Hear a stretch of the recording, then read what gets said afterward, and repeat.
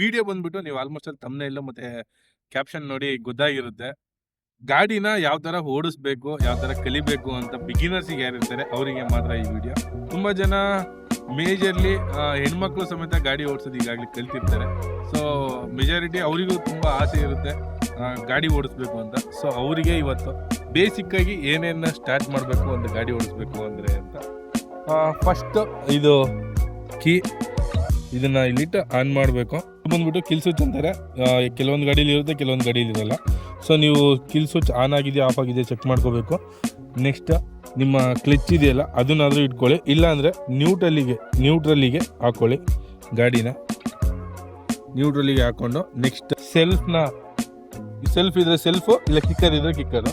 ಈಗ ಪ್ರೆಸೆಂಟಲ್ಲಿ BS6 ಗಾಡಿಗೂ ಸಮೇತ 150 above CCಗೆ kicker ಕೊಡ್ತಾ ಇಲ್ಲ. ಸೊ ಮೇಜಾರಿಟಿ ನೀವು ಸೆಲ್ಫ್ನ ಯೂಸ್ ಮಾಡಿದ್ರೆ ಸಾಕಾಗುತ್ತೆ.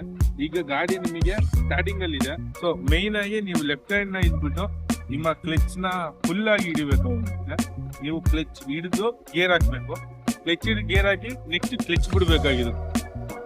ಗೇರ್ ಹಾಕ್ಬೇಕು. ಕೆಲವೊಬ್ರು ಏನ್ ಮಾಡ್ತಾರೆ ಅಂದ್ರೆ ಕ್ಲಚ್ ನ ಸಡನ್ ಆಗಿ ಒಂದೇ ಸರಿ ಆಫ್ ಆಗ್ಬಿಡುತ್ತೆ. ಸೊ ನೋಡಿ ಈಗ ಬಿಡ್ತೀನಿ ನಾನು, ಆಫ್ ಆಗ್ಬಿಡುತ್ತೆ. ಈ ತರ ಸಡನ್ ಆಗಿ ಕ್ಲಚ್ ಬಿಡೋದ್ರಿಂದ ಗಾಡಿ ಆಫ್ ಆಗುತ್ತೆ. ಸೊ ಈಗ ನೀವು ಸ್ಟಾರ್ಟ್ ಮಾಡ್ಕೊಂಡ್ರಿ, ಗೇರ್ ಹಾಕಿದ್ವಿ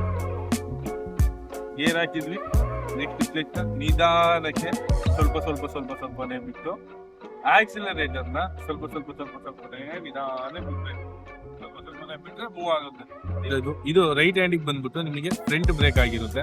ಮತ್ತೆ ಇಲ್ಲಿ ಕೆಳಗಡೆ ಕಾಣಿಸ್ತಾ ಇದೆಯಲ್ಲ ಇದು ಬ್ಯಾಕ್ ಬ್ರೇಕ್ ಆಗಿರುತ್ತೆ. ಸೊ ನೀವು ಮತ್ತೆ ರಿಪೀಟ್ ಆಗಿ ಏನ್ ಮಾಡ್ಬೇಕು, ಕ್ಲಚ್ ನ ನಿಧಾನಕ್ಕೆ ಬಿಡಬೇಕು, ಆಕ್ಸಿಲರೇಟ್ ನ ನಿಧಾನಕ್ಕೆ ಮಾಡ್ಬೇಕು.